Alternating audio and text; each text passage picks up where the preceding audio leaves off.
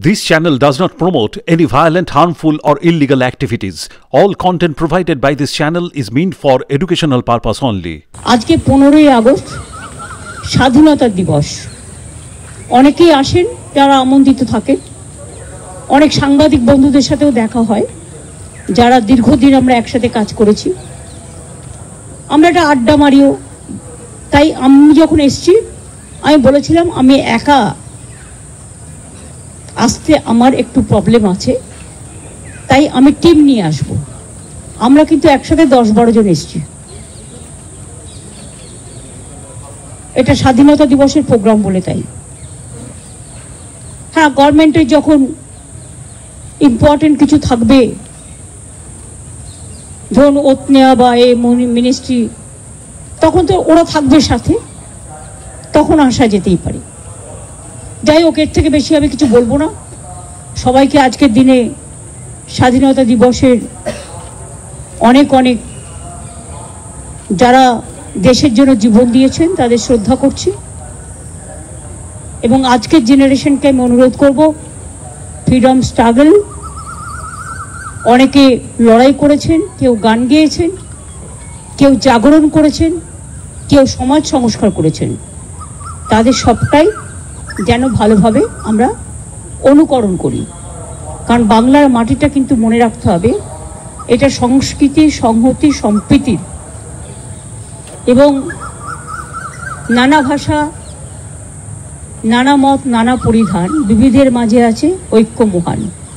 এটা কিন্তু বৈচিত্র্যের মধ্যে ঐক্যটাই আমাদের সবচেয়ে বড় আমাদের লক্ষ্য, এবং এটা বাংলা এই সংস্কৃতিটাকে বহন করে নিয়ে চলেছে আমাদের পূর্বসূরীদের থেকে। আজকের দিনটা এই ছবিতে অনেকটাই গুরুত্বপূর্ণ, সবাইকে জানাই। আর আর কি আছে বলি? যা ঘটলো পুরো ভাঙচুর করা হলো, যেভাবে এমার্জেন্সি তছনছ করা হয়েছে। আরজি করে যে ঘটনা ঘটলো দিদি, যেখানে ভাঙচুর করা হলো, তছনছ করা হলো।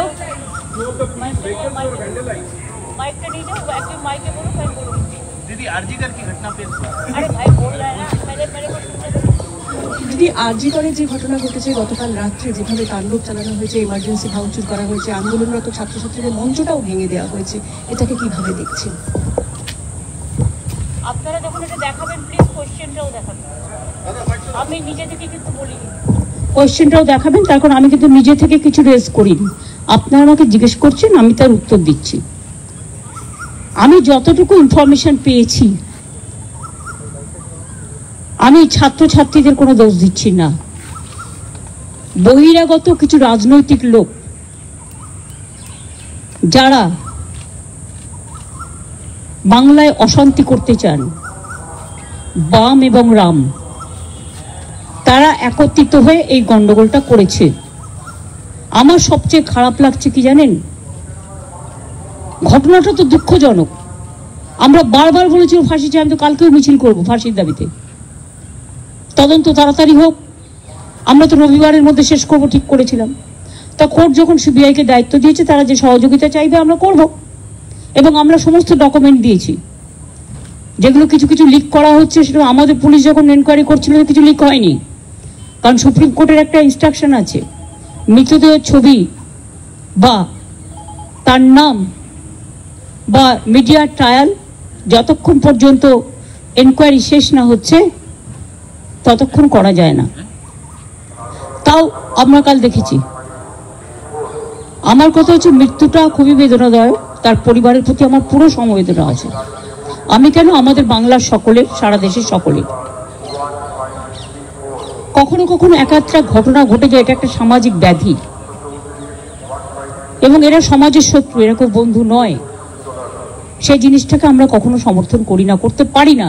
কালকে উত্তরপ্রদেশেও সেম জিনিস ঘটেছে, একটা দলিত মেয়ের ওপরে। তার দুদিন আগে মধ্যপ্রদেশেও ঘটেছে। এর আগে আপনারা দেখেছেন হাতরাসও ঘটেছে, বিলকিস বানু ওখানেও হয়েছে, সাক্ষীর ওপর হয়েছে, যে রেসলার। এরকম অনেক কেস, উন্নাও থেকে শুরু করে সব জীবন্ত জ্বালিয়ে দেওয়া হয়েছে। এই কেসগুলো আমি মনে করি যারা করেন, ইটস এ বিগ কি বলবো আমি জানি না, extra ordinary criminal, it's a crime, big crime. এর কোনো শাস্তিতে লাভ নেই, একটাই শাস্তি, ফাঁসি দিয়ে দাও, যাতে একজনকে ফাঁসি দিলে অন্যরা কিছু করবার আগে ভয় পায়। কিন্তু আমি এটা নিশ্চয়ই বলবো, প্রকৃত দোষী যেন শাস্তি পায়, নিরপরাধী যেন না পায়। কারণ ধনঞ্জয় চ্যাটার্জির কেসটা এখন প্রতিদিন কাগজে লেখা হচ্ছে, তার হয়ে একজনকে সাক্ষী দিতে বলা হয়েছিল, যে সাক্ষী দিয়েছিল সে স্বীকার করছে যে আমার পাপবোধ হচ্ছে, আমাকে দিয়ে তখন জোর করে বলানো হয়েছিল। এই দিকটা আমরা যেন লক্ষ্য রাখি, দোষীরা শাস্তি পাক, কিন্তু কোনো নিরপরাধীকে যেন এই শাস্তি পেতে না হয়। যে ডাকতে পারে, সবাইকে কথা বলতে পারে, আলোচনা করতে পারে, কারো কোনো কোয়ারি থাকলে ডাকতেই পারে, এটা তো ইনভেস্টিগেশনের নিয়ম। আমাদের পুলিশও প্রায় 34 জনকে ডেকেছিল, বাদ বাকি আরও কিছু ডাকার কথা ছিল। আমাদের টাইম ছিল রবিবার পর্যন্ত। এটা আমি তোর বাবা মার সাথে কথা বলেই ঠিক করেছিলাম যে রবিবার পর্যন্ত যদি আমরা তদন্ত শেষ করতে না পারি তাহলে আমি সিবিআইকে দিয়ে দেবো। এবং আপনারা দেখুন, আমি সোমবার দিন ওনাদের বাড়িতে গেলাম। ঘটনা ঘটেছে শুক্রবার, পুলিশের হাতে টাইম ছিল মঙ্গল, বুধ, বৃহস্পতি, শুক্র, শনি। তার আগে কোর্ট অর্ডার দিয়ে দিয়েছে, আমাদের কোনো আপত্তি নেই, কোর্ট যা ভালো বুঝেছে করেছে। এবং আমি মনে করি যে কোর্ট 2-3টে কথা বলেছে, তার মধ্যে সিবিআই যেমন বলেছে, সাথে সাথে এটাও বলেছে যে আমি চাই যে যারা পরিষেবা দিচ্ছেন না তারাও কাজে যোগদান করুক।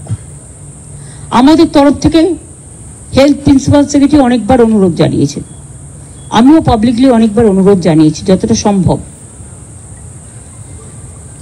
যে ক্ষতি হয়েছে কালকে আরজি করে, যারা এই তাণ্ডব করেছে তারা কিন্তু ছাত্র আন্দোলনের সাথে, এই আরজি করে ছাত্র আন্দোলনের সাথে যুক্ত নয়, তারা আউটসাইডার আমার যতদূর মনে হয়। আমি যতটুকু ভিডিও দেখতে পেয়েছি, কারো হাতে ন্যাশনাল ফ্ল্যাগ, তারা হচ্ছে বিজেপি, আর কারো হাতে ডিওয়াইএফ এর সাদা লাল ফ্ল্যাগ। আমার কাছে 3টে ভিডিও আছে, আমি দেখেছি। কালকে পুলিশকে যেভাবে আক্রমণ করা হয়েছে, আমাদের একজন ডিসি যিনি নিরাপত্তার জন্য ওখানে ছিলেন, আমার 2জন ওসিও ছিলেন, 1 ঘন্টা তাকে খুঁজে পাওয়া যায়নি। আনকনসাস অবস্থায় তাকে উদ্ধার করা হয়, তখন তার মাথা ফেটে মানে চুরচুর করে রক্ত পড়ছে।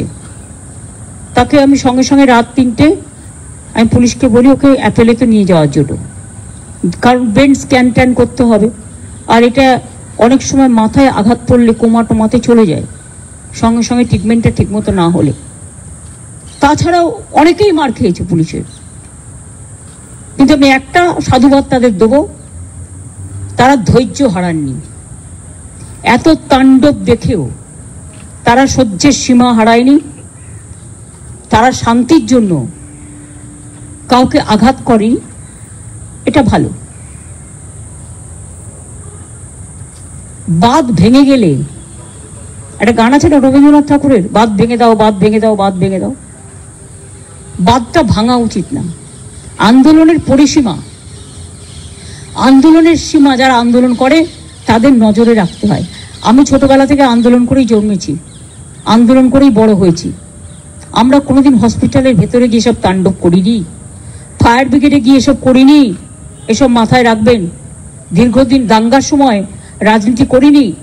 বাবরি মসজিদ ধ্বংসের সময় আমি নিজে, তখন রাইটার থেকে কেউ বেরোচ্ছিল না, আমি নিজে বুদ্ধবাবুদের গিয়ে বলেছিলাম বলুন আমার কোনো সাহায্য লাগবে কিনা, কারণ সেই কদিন আমি একা রাস্তায় ছিলাম আর কেউ ছিল না। আর তখন একদিন শুধু 4-5 দিন বাদে মাদার টেরিজার সাথে আমার একটা দেখা হয়েছিল লামাটিনা, লোরেটো শিয়ালদার একটা স্কুলে, সেখানে হঠাৎ করে দেখা হয়ে গেল, কারণ আমি রিলিফ দিতে গিয়েছিলাম। তাছাড়া কেউ সেদিন রাস্তায় ছিল না। 7-8 দিন দাঙ্গায় প্রচুর মানুষ মারা গিয়েছে। এবং আজও আমি আপনাদের বলি, অনেক পরিষেবা না পেয়ে ফিরে যাচ্ছে গ্রামের গরিব লোকগুলো, তাদের ক্ষমতা নেই, তারা বিনা পয়সায় হাসপাতালে চিকিৎসা পায়, স্বাস্থ্যসাথী কার্ড আছে। আজকে আমি শুনলাম মারা তো গেছে কয়েকজন, বাচ্চা থেকে প্রেগনেন্ট মাদার থেকে শুরু করে। বিনা চিকিৎসায় চিকিৎসা দেওয়া হয়নি, কিন্তু তা সত্ত্বেও কিছু জুনিয়র ডাক্তার এবং অনেক সিনিয়র প্রফেসররা তারা অনেক জায়গায় এমার্জেন্সিগুলো করছেন বা ওপিডি করছেন। আমি তাদের অনেক অনেক ধন্যবাদ জানাই। আর বাদ বাকি যারা ধর্মঘটে এখনো আছেন সবটাই তো মেনে নেওয়া হয়েছে, অত কিছু বাকি নেই। আর এখন তো আমাদের হাতেও কেসটা নেই, কেসটা তো সিবিআই হাতে। আপনাদের কিছু বলার থাকলে আপনারা সিবিআইকে গিয়ে বলুন, আমার কোনো আপত্তি নেই, কোর্টকে গিয়ে বলুন। ম্যাটারটা তখন সাব জুডিস হয়ে গেছে। কাজে আমাদের তো এক্ষেত্রে সাহায্য করা ছাড়া আর তো কিছু নেই। কিন্তু দুটো ফ্লোর পুরো ভেঙে দেওয়া হয়েছে, মেডিসিনগুলো লোপাট করা হয়েছে এবং যত ইনফ্রাস্ট্রাকচার, ইকুইপমেন্টস, ইঞ্জেকশন থেকে শুরু করে যা যা লাগে টোটালটাই ধ্বংস করা হয়েছে। প্রায় আমি শুনেছি এটা, আমরা এখনো টোটালটা অনেক টাকার ইনফ্রাস্ট্রাকচার নষ্ট করা হয়েছে। নতুন করে আবার হবে কিনা আমি জানি না, কারণ এগুলো করতে এত মেটেরিয়ালস রাখতে এই হসপিটালগুলোতে আমাদের প্রচুর মেডিসিন থাকে, প্রচুর স্যালাইন থাকে, প্রচুর অক্সিজেন থাকে, প্রচুর সিসিটিভি থাকে, প্রচুর ইঞ্জেকশন থাকে, আরও নানা রকম জিনিস, এমআরআই থেকে শুরু করে স্ক্যান থেকে শুরু করে অনেক কিছু থাকে। এবং আজকে আমি শুনলাম দু একজন পরিবার বলেছেন যে আমরা এখানে পেশেন্ট রাখবো না, ট্রিটমেন্ট হচ্ছে না, তার থেকে বেটার হচ্ছে আমরা বাড়ি নিয়ে যাব। তা যদি কেউ পেশেন্টকে বাড়ি নিয়ে যেতে চায় সেটা তাদের নিজেদের ব্যাপার, নিজেদের অধিকার। কাজে এ ব্যাপারে আমার কোনো বক্তব্য নেই। আমরা চেষ্টা করব যদি তিনি কোনো হাসপাতালে শিফট করতে চান আমরা নিশ্চয়ই তাদের সাহায্য করব।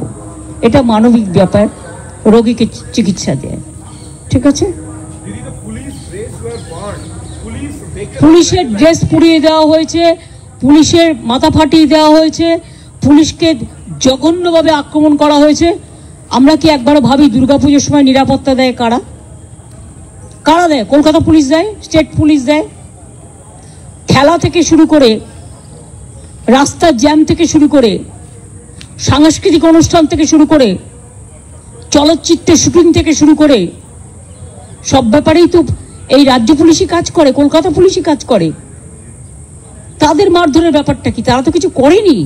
তারা তো যতটা চেষ্টা করে ডিএনএ করেছে, তারা ভিডিও করেছে, তারা ফরেন্সিক টেস্ট করিয়েছে, জুডিশিয়াল ম্যাজিস্ট্রেটকে নিয়ে এসছে, যা যা করেছে 34 জনকে ডেকে কথা বলেছে, আরও কয়েকজনকে ডেকে কথা বলার জন্য ওদের হাতে 5-6 দিন ছিল।